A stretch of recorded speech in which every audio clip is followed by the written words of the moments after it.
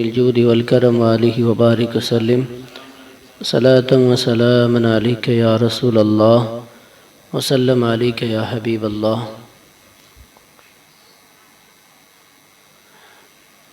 حج و عمرہ کے مسائل کا سلسلہ چل رہا ہے۔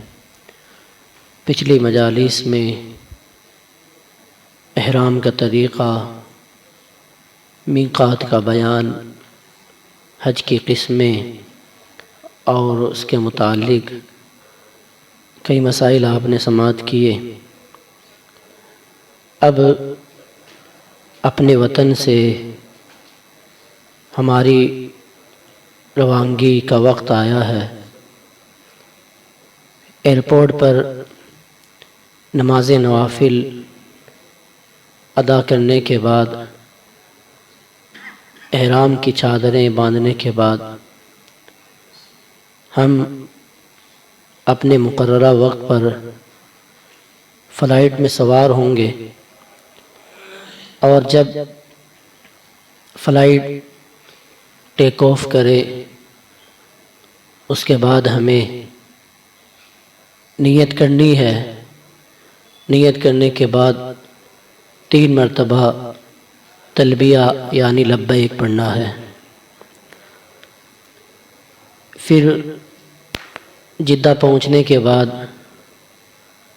تمام مراحل چیکنگ وغیرہ کے ان مراحل سے گزرنے کے بعد مکہ مکرمہ زادہ اللہ شرفا و تعظیمہ کے لیے روانہ ہونا ہے۔ مکہ پہنچنے کے بعد یہاں پر ایک بات آپ یہ نوٹ کر لیں کہ جب ہم عام دنوں میں عمرہ کے لیے جاتے ہیں تو پھر جدہ سے کیسے مکہ جانا ہے، کس طرح ہماری ہوٹل میں پہنچنا ہے، یہ ہمارے ہاتھ میں ہوتا ہے اور ٹور آپریٹر کے ہاتھ میں ہوتا ہے۔ لیکن حج میں ایسا نہیں ہے۔ حج میں آپ جدہ ایئرپورٹ پہ اتریں گے، اس کے بعد آپ کو بس سے جانا ہے یا پھر بلیٹ ٹرین سے جانا ہے، یہ سعودی گورنمنٹ کے ہاتھ میں ہے۔ اب آپ جو ہے جدھر وہ لے کے جائیں گے ادھر آپ کو جانا ہے۔ ہم جو گئے تھے پچھلی بار تو ہمارا تجربہ ہم بتاتے ہیں۔ ہم لوگ جب گئے تو صبح فجر سے پہلے جدہ ایئرپورٹ پہ پہنچے، وہاں نماز پڑھی۔ فجر کی نماز پڑھنے کے بعد آدھا گھنٹے کے وقفے پر وہ لوگ ویٹنگ روم میں الگ الگ اپنے مینجمنٹ کے حساب سے بٹھاتے ہیں۔ کبھی ایک روم میں لے کے جاتے ہیں، پھر اگلا روم جب خالی ہوتا ہے تو یہاں سے نکال کے دوسری جگہ لے کے جاتے ہیں۔ اس طرح اسٹیپ بائی اسٹیپ وہ 3-4 مرتبہ کر کے ان لوگوں نے ہم کو بلیٹ ٹرین جو جدہ ایئرپورٹ سے مکہ معظمہ جاتی ہے اس میں سوار کیا۔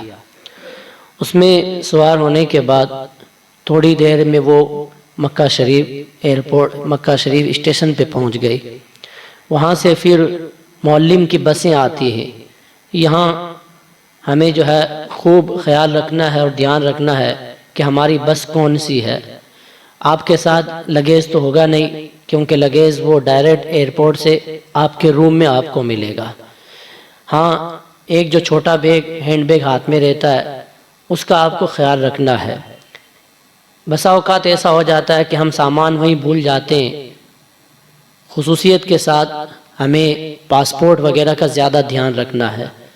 جب معلم کی بس آ جائے گی اس بس میں ہمیں بٹھایا جائے گا۔ بس میں بیٹھنے کے بعد ہمارے تمام پاسپورٹ معلم آئے گا، وہ اپنے ہاتھوں میں لے لے گا۔ ہمارے پاسپورٹ ہمارے قبضے سے نکل کر معلم کے قبضے میں چلے جائیں گے۔ اب وہ بس سیدھی عزیزیہ میں جو ہماری ہوٹل ہے وہاں لے کر گئی، اور وہاں لے جانے کے بعد ہماری ہوٹل کی چابی دی گئی، روم وغیرہ بتایا گیا۔ وہاں جانے کے بعد ہم اپنے روم وغیرہ میں گئے، سامان جو تھا وہ رکھا۔ اس کے 2-3 گھنٹے کے بعد جو اپنا پیچھے جو لگیج رہتا ہے وہ بھی آ جائے گا۔ حج کے اندر یہ مراحل دیتے ہیں۔ عمرہ کے اندر تو خود اپنے ہاتھ میں رہتا ہے کہ سامان بھی اتارو، سامان گاڑی میں رکھو، پھر اپنی ہوٹل پہ ساتھ میں سامان لے کر جانا ہے۔ لیکن حج میں ہمیں دیگر سامان کی کوئی فکر نہیں کرنی ہے، صرف اپنا جو لگیج رہے گا اور ہمیں کس طرح وہ لے کر جائیں گے ان کی گائیڈ پر ہمیں جو ہے اپنا سفر آگے بڑھانا ہے۔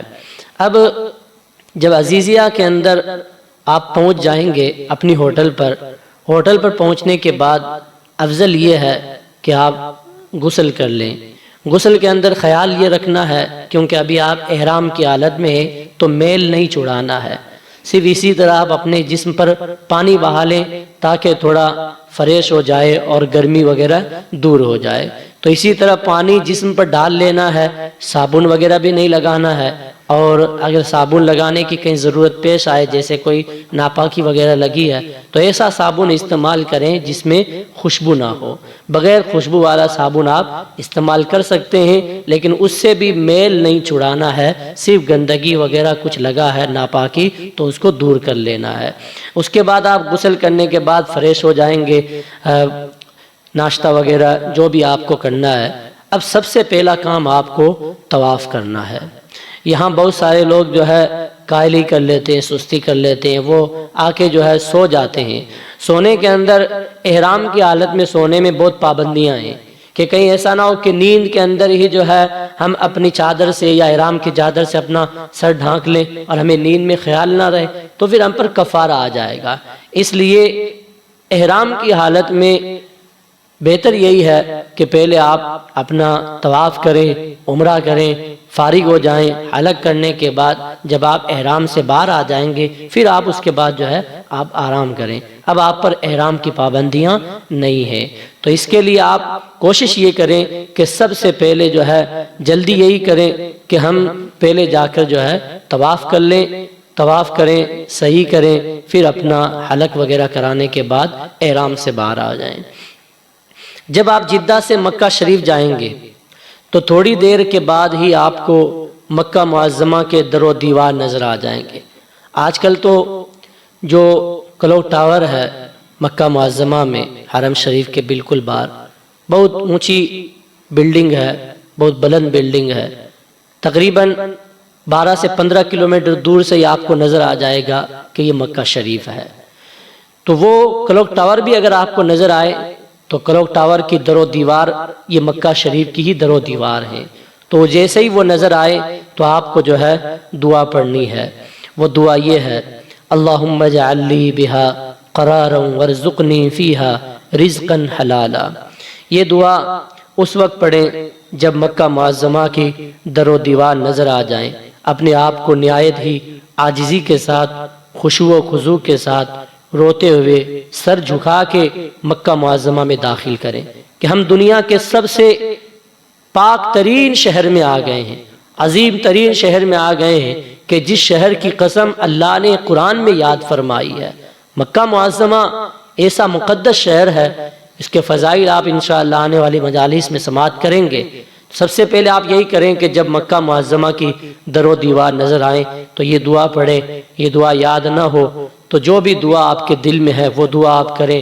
ربنا آتنا فی الدنیا حسنہ یہ پڑھ لیں اور درود پاک کی کثرت کریں، اور سارے راستے میں آپ کو جو ہے لبیک پڑھتے ہوئے جانا ہے، لبیک کی کثرت کرنی ہے،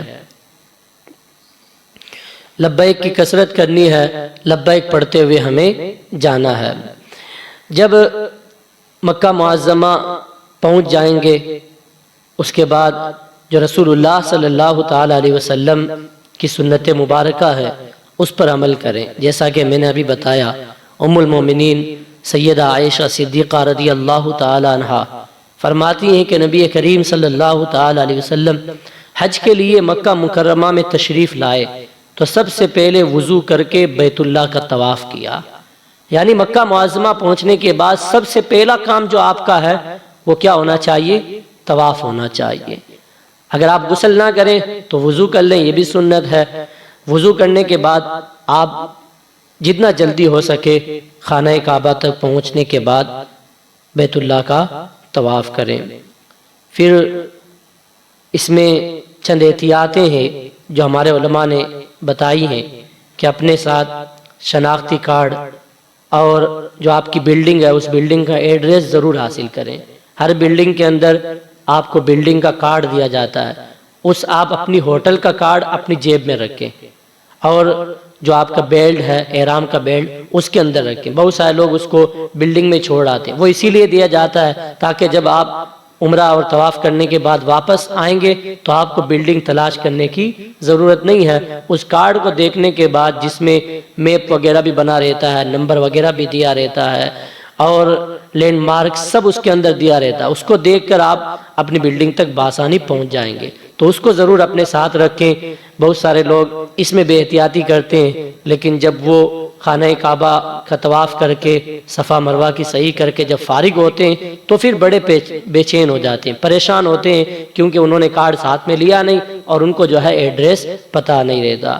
یہاں سب سے بڑی پریشانی یہ رہتی ہے کہ وہاں آپ کو زیادہ لوگ عربی ملیں گے، اور ہمیں عربی لینگویج آتی نہیں ہے، عام لوگ ہیں انہیں عربی آتی نہیں ہے، زیادہ تر وہ بات نہیں کر سکتے، زیادہ سے زیادہ وہ اشاروں میں بات کر لیں گے، تو ایک تو ہماری زبان ان کو سمجھانے میں، ان کی زبان سمجھنے میں بڑی دشواری پیش آتی ہے، اس لیے اپنا کارڈ ضرور ساتھ میں رکھیں جس میں ہوٹل کا ایڈریس رہتا ہے۔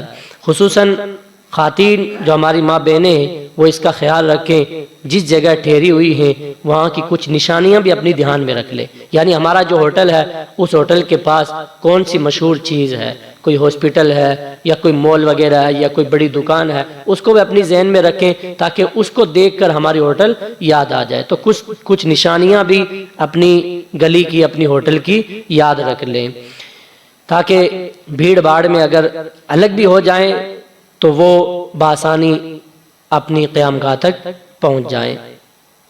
خیال یہ رہے کہ اپنے ساتھ زیادہ رقم نہ رکھیں، کیونکہ حرم شریف میں بھی رقم وغیرہ گم ہونے کا یا چوری ہونے کا خطرہ ہمیشہ رہتا ہے۔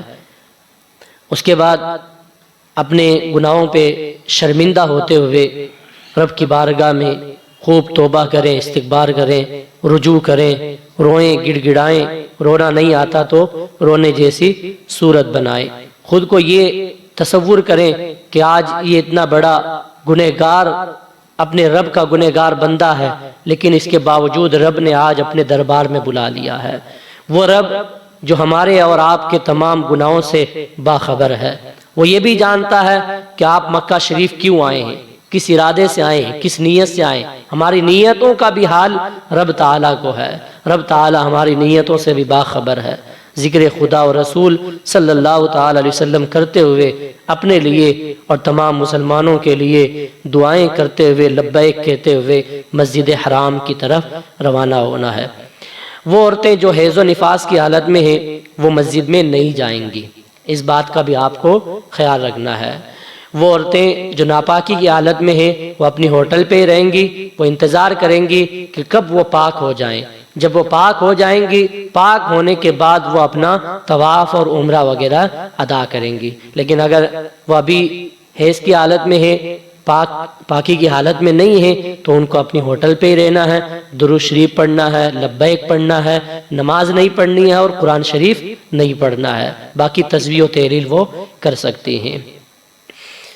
افضل یہ ہے کہ مکہ شریف میں آپ باب السلام سے داخل ہوں۔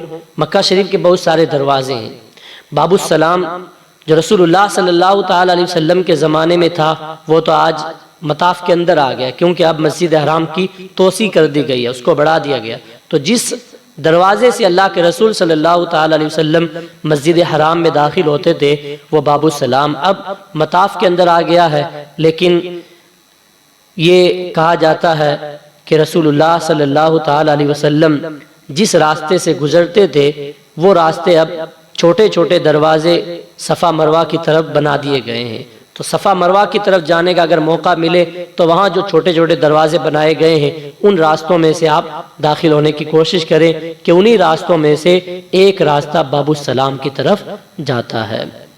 یہ سنت اور افضل طریقہ ہے۔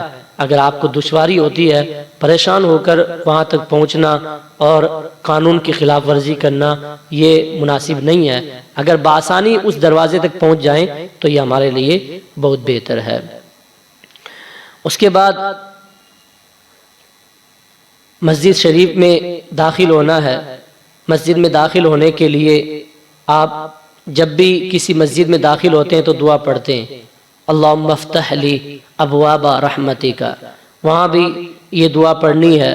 اس دعا کے ساتھ ساتھ بہت سارے دعائیں علماء نے بیان کی ہیں کہ جب آپ مسجد حرام میں داخل ہوں تو پہلے اپنا سیدھا پاؤں مسجد کے اندر رکھنا ہے، اس کے بعد یہ دعا پڑھنی ہے اعوذ باللہ العظیم وبوجہہ الکریم وسلطانہ القدیم من الشیطان الرجیم بسم اللہ الحمدللہ والسلام علی رسول اللہ اللہم صلی علی سیدنا محمد وعلی آل سیدنا محمد وازواج سیدنا محمد اللہم اغفر لی ذنوبی وافتح لی ابواب رحمتک۔ یہ دعا پڑھنے کے بعد مسجد میں داخل ہو جائیں، اور یہ مسئلہ آپ نے سنا ہوگا کہ جب بھی کسی مسجد میں داخل ہوں تو سب سے پہلے ہمیں اعتکاف کی نیت کرنی چاہیے، نویت سنت الاعتکاف۔ اس کا فائدہ یہ ہے کہ جب تک آپ مسجد میں رہیں گے آپ کے نامہ اعمال میں ثواب لکھا جاتا رہے گا، اور اس کے بعد آپ مسجد میں سونے آپ کے لیے مسجد میں سونا بھی جائز ہو جائے گا، کھانا پینا بھی جائز ہو جائے گا۔ اس لیے مسجد حرام میں بھی آپ داخل ہوں تو پہلے آپ نویت سنت الاعتکاف کہہ کر، یا عربی میں نیت نہ کر سکیں تو اردو کے اندر یہ کہہ لیں کہ میں اعتکاف کی نیت کرتا ہوں۔ یہ نیت کرنے کے بعد آپ مسجد میں داخل ہو جائیں۔ اب بیت اللہ شریف کی زیارت آپ کو ہونے والی ہے، جس کی طرف آپ نے رخ کر کے ساری عمر سجدے کیے، اللہ کا وہ گھر جو سارے عالم کا قبلہ ہے، آج اللہ کے فضل سے وہ گھڑی آنے والی ہے کہ وہ کعبہ معظمہ آپ کی نظر کے سامنے ہوگا، جس کے بارے میں ہمارے بزرگوں نے فرمایا کہ جس وقت خانہ کعبہ پر پہلی نظر پڑتی ہے اس وقت جو دعا مانگی جاتی ہے وہ قبول ہوتی ہے۔ آپ مسجد شریف میں، مسجد حرام شریف میں جب اندر پہنچیں گے آپ کو مسجد کی دیواروں کے اندر سے ہی خانہ کعبہ کی اوپر والی عمارت تھوڑی تھوڑی نظر آنے لگتی ہے۔ آپ اپنی نظریں ان خانہ کعبہ کی دیواروں پر جما دیں، ادھر ادھر نہیں دیکھنا ہے۔ مسجد کے نقش و نگار بہت سارے لوگ دیکھتے ہیں، ادھر ادھر دیکھتے دیکھتے جاتے ہیں، وہاں ہماری نظریں صرف اور صرف خانہ کعبہ کی دیوار پر جم جانی چاہیے۔ جب آپ خانہ کعبہ کو پہلی نظر سے دیکھیں گے اس وقت اپنی نظریں خانہ کعبہ کی دیوار پر جما دیں اور 3 مرتبہ یہ پڑھیں لا الہ الا اللہ واللہ اکبر، پھر 3 مرتبہ ربنا آتنا فی الدنیا حسنۃ وفی الآخرۃ حسنۃ وقنا عذاب النار اللہم انی اسألک من خیر ما سألک منہ نبیک محمد صلی اللہ علیہ وسلم وعوذ بک من شر ما استعاذک منہ نبیک محمد صلی اللہ علیہ وسلم۔ اس دعا کو یاد کر لیں تو بہت بہتر ہے، ورنہ آپ اس دعا کو اپنے ساتھ میں رکھیں اور خانہ کعبہ پہ نظر جمنے کے بعد آپ یہ دعا پڑھ لیں۔ یہ دعا اس جگہ پڑھنی ہے کہ جو اجابت اور مقبولیت کا وقت ہے، یہاں آپ کو ٹھہر جانا ہے، چلتے چلتے یہ دعا نہیں پڑھنی، بلکہ آپ خانہ کعبہ جب نظر آئے تو تھوڑی دیر آپ ٹھہر جائیں، یہ دعا پڑھیں لا الہ الا اللہ اللہ اکبر 3 مرتبہ پڑھیں، ربنا آتنا فی الدنیا حسنہ پڑھیں 3 مرتبہ، اس کے بعد یہ دعا پڑھیں اور سچے دل سے اپنے لیے اور اپنے تمام مسلمانوں کے لیے، تمام بھائیوں کے لیے مغفرت کی دعا کریں۔ یہاں اگر یہ دعا آپ کو یاد نہیں ہے تو ہمارے علماء فرماتے ہیں کہ چونکہ خانہ کعبہ پر پہلی نظر جب پڑتی ہے اس وقت جو دعا ہم کرتے ہیں وہ دعا قبول ہوتی ہے، تو آپ ایک ایسی دعا کر لیں جو آپ کے بعد تمام دعاؤں کے اندر آپ کو کام آ جائے گی۔ وہ دعا کیا ہے؟ وہ دعا کا طریقہ یہ ہے کہ آپ اپنی زبان کے اندر یہ دعا کر لیں، خانہ کعبہ کو دیکھنے کے بعد آپ درود شریف پڑھیں، درود شریف پڑھنے کے بعد آپ یہ دعا کریں اے اللہ آج کے بعد میں جو بھی دعا کروں گا اس دعا کو تو میری دعا کو قبول فرما لینا۔ یعنی یہ بھی ایک دعا ہے کہ اے اللہ آج کے بعد میں جو بھی دعا کروں اس دعا کو تو قبول فرما لینا۔ تو یہ ایک دعا ہے، اور یہ دعا آپ کی خانہ کعبہ کو دیکھ کر قبول ہو گئی تو اس کے بعد زندگی بھر جو آپ دعائیں کریں گے تو اس دعا کے صدقے میں تمام دعائیں قبول ہو جائیں گی۔ تو کتنی بہترین دعا ہے۔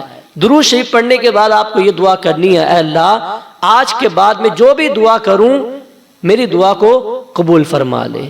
تو یہ دعا جب آپ کی خانہ کعبہ پر پہلی نظر پڑنے کے بعد قبول ہو گئی تو آپ کی زندگی بھر کی ساری دعائیں اس دعا کی برکت سے اللہ قبول فرما لے گا۔ اس طرح ہمیں خانہ کعبہ کی زیارت کرنی ہے۔ کعبہ شریف کے بارے میں چند باتیں سماعت کر لیں کہ کعبہ شریف کیا ہے۔ کعبہ شریف کو بیت اللہ بھی کہتے ہیں۔ ساری دنیا کے مسلمان اسی کی طرف رخ کر کے اپنی نمازیں ادا کرتے ہیں۔ جب حرم شریف میں حاضری کا شرف حاصل ہوتا ہے تب یہ مسلمان پروانہ وار اس کا طواف کرتے ہیں۔ یہ وہ عمارت ہے جو اس زمین پر سب سے پہلے تعمیر ہوئی۔ اس زمین پر سب سے پہلا گھر جو بنایا گیا وہ خانہ کعبہ ہے۔ سب سے پہلے جو دیواریں بنائی گئی وہ خانہ کعبہ کی دیواریں، سب سے پہلے جو عمارت بنائی گئی وہ خانہ کعبہ کی عمارت ہے۔ تو اس زمین پر سب سے پہلے جو تعمیر ہوئی وہ خانہ کعبہ کی عمارت ہے، اور جو زمین کے بیچوں بیچ ہے۔ خانہ کعبہ پوری روئے زمین کا کیا ہے؟ سینٹر ہے۔ پوری روئے زمین کو آپ خانہ کعبہ کے پاس سے چاروں طرف سے اگر آپ ماپنا چاہیں گے، ناپنا چاہیں گے تو پوری روئے زمین آپ کو برابر نظر آئے گی، اور اس کے بیچوں بیچ جو ہے وہ خانہ کعبہ ہے۔ تو یہ پوری زمین کا سینٹر ہے۔ اس کی عظمت اور اس کی فضیلت کا اندازہ آپ یوں لگائیے کہ خانہ کعبہ وہ ہے جس کو دیکھنا بھی عبادت ہے۔ آپ جتنی مرتبہ ہو سکے خانہ کعبہ کو دیکھیں، اس کو دیکھنا عبادت ہے، اس کو دیکھنا ثواب ہے۔ خانہ کعبہ کے 4 کونے ہیں، اس طرح چوکور میں ہے، چاروں طرف اس کے کونے ہیں، ہر کونا ایک رکن کہلاتا ہے۔ اس کے الگ الگ نام ہیں۔ ایک رکن جہاں پر حجر اسود ہے اس رکن کو رکن اسود کہا جاتا ہے، اسی میں جنتی پتھر حجر اسود نصب کیا ہوا ہے۔ اس کے بعد سونے سے بنا ہوا دروازہ جو زمین سے کافی بلندی پر نصب ہے، جو دروازہ ہے خانہ کعبہ کا، وہ دروازہ حجر اسود اور ملتزم کے بعد ہے۔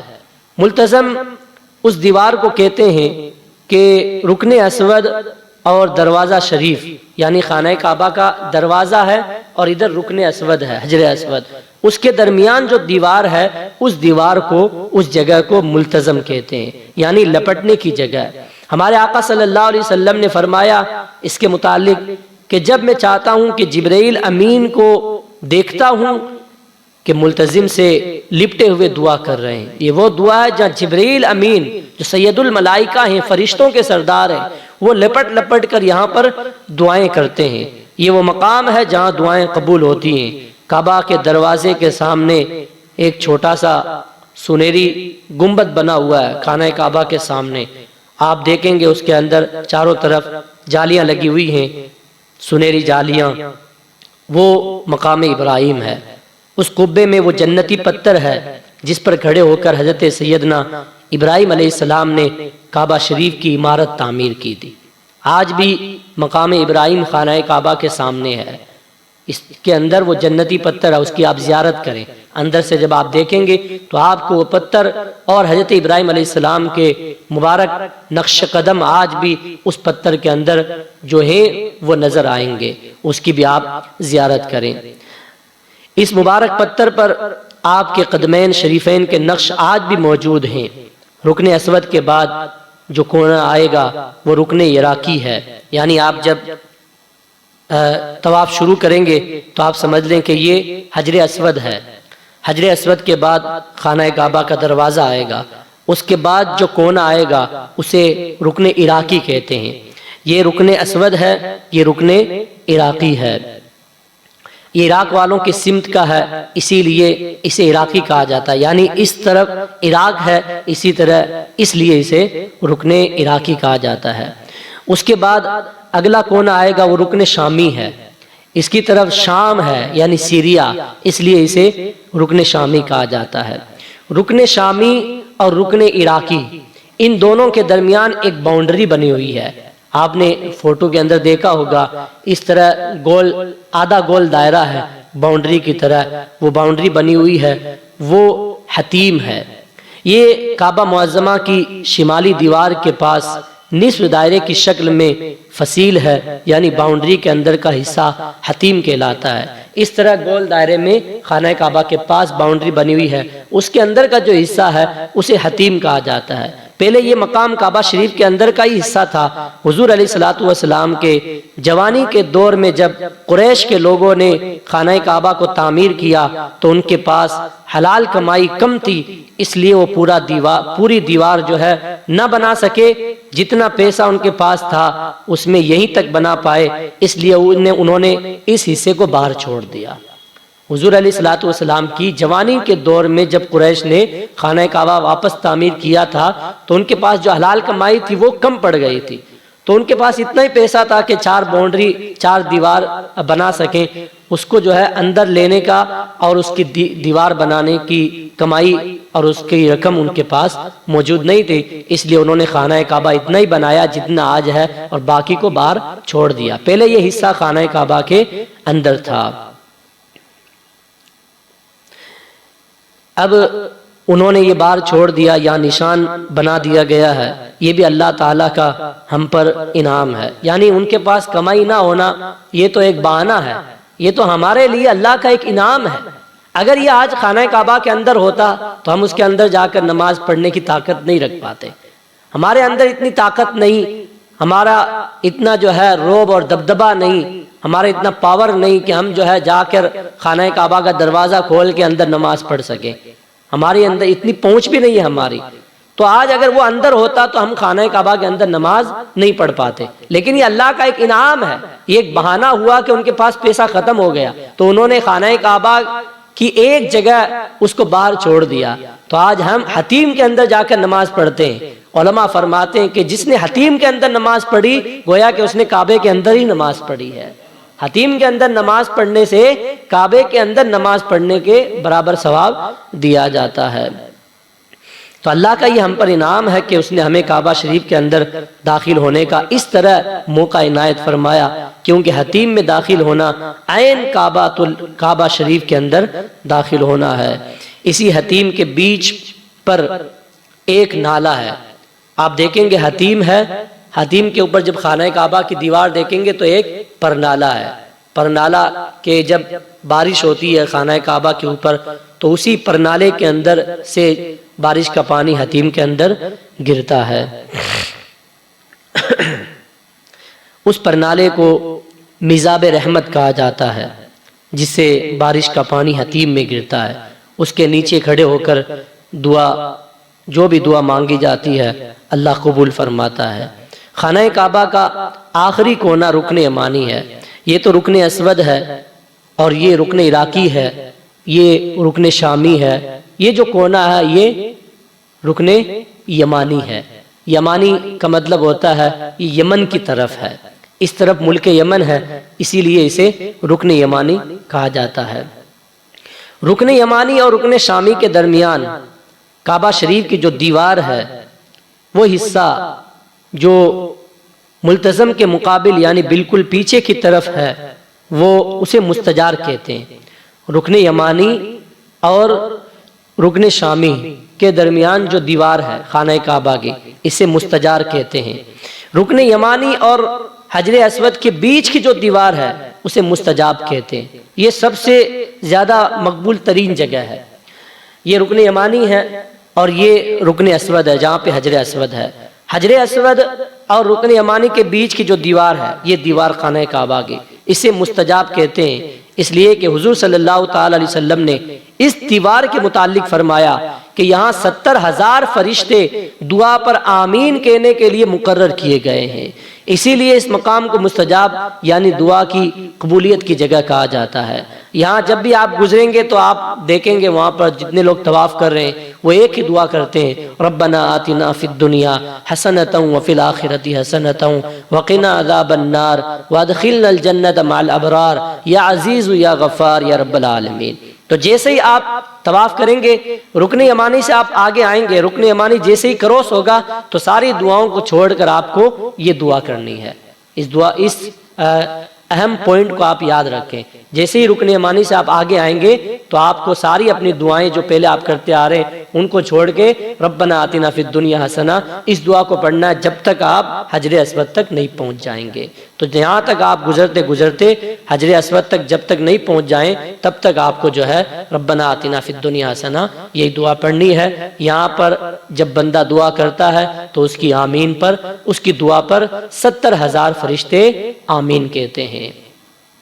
اب بیر زمزم کے بارے میں، وہ مقدس کنواں جو حضرت سیدنا اسماعیل علیہ السلام کے مبارک قدموں کی رگڑ سے جاری ہوا ہے، اس کا پانی دیکھنا، اس کو پینا اور بدن پر ڈھالنا ثواب ہے اور بیماریوں کے لیے شفا ہے۔ یہ مبارک کنواں مقام ابراہیم سے جنوب میں واقع ہے۔ مقام ابراہیم کے پاس آپ جائیں گے تو اسی کے نیچے جو ہے مطاف کے نیچے ہی وہ کنواں موجود ہے۔ آج ہم اس کنویں میں نیچے جا کر جو ہے زیارت تو نہیں کر سکتے۔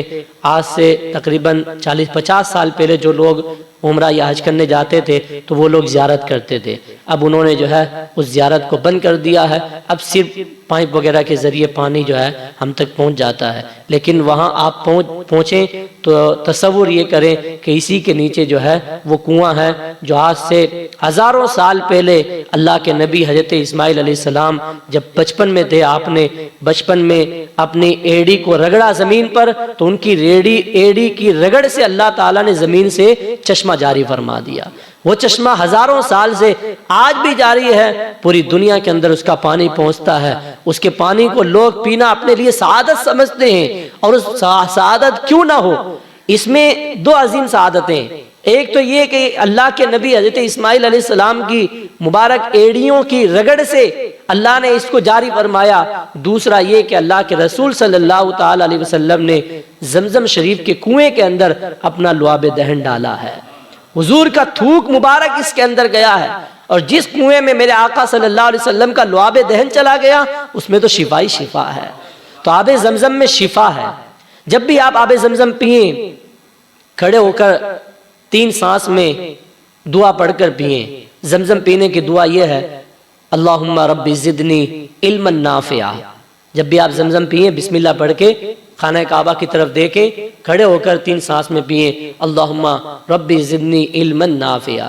گلاس کے اندر جو تھوڑا سا پانی بچ جائے اس کو آپ اپنی ہتھیلیوں پہ ڈالیں، اپنے چہرے پہ مل لیں، اپنے بدن پر ملیں، کیونکہ جہاں جہاں آپ کے بدن پر یہ پانی لگ جائے گا آپ کے بدن میں شفا ہی شفا ہے، ساری بیماریاں دور ہو جاتی ہیں۔ اس پانی کے متعلق فرمایا گیا کہ اس پانی کو دیکھنا بھی عبادت ہے، اس کو پینا بھی عبادت ہے، اور جو بندہ جس مقصد سے، جس نیت سے، جس ارادے سے زمزم کا پانی پیے گا اللہ تعالیٰ اس کا وہ مقصد پورا فرمائے گا۔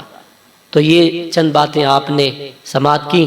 روزانہ آپ 25 منٹ آدھا گھنٹہ دیں، انشاءاللہ عمرہ اور حج کے تمام مسائل اور تمام طریقے آپ کے سامنے بیان کرنے کی سعادتیں حاصل کروں گا۔ تو آپ ان مسائل کو ذہن نشی کر لیں، اور جو حضرات یہاں حاضر نہیں ہو پاتے ہیں ان تک آپ ریکارڈنگ بھی ہوتی ہے، اس ریکارڈنگ کو آپ پہنچا دیں۔ یوٹیوب کے اندر آپ جب سرچ کریں گے مسجد کا نام تو آپ کو اس مسجد کے یوٹیوب کے چینل کے اندر آپ کو یہ ریکارڈنگ مل جائے گی۔ یہ ریکارڈنگ آپ بھی سنیں، اپنے گھر میں خواتین کو بھی سنائیں، اور جو لوگ حج پہ یا عمرہ پہ جا رہے ہیں ان کو سنائیں، تو ان کی معلومات میں بھی اضافہ ہوگا، اور آپ کو بھی جو ہے دین کی بات آگے پہنچانے کا ثواب حاصل ہوگا۔ اللہ تعالی ہم سب کو بار بار حج بیت اللہ کی سعادت عطا فرمائے۔ بسم اللہ الرحمن الرحیم، اللہم صلی علی سیدنا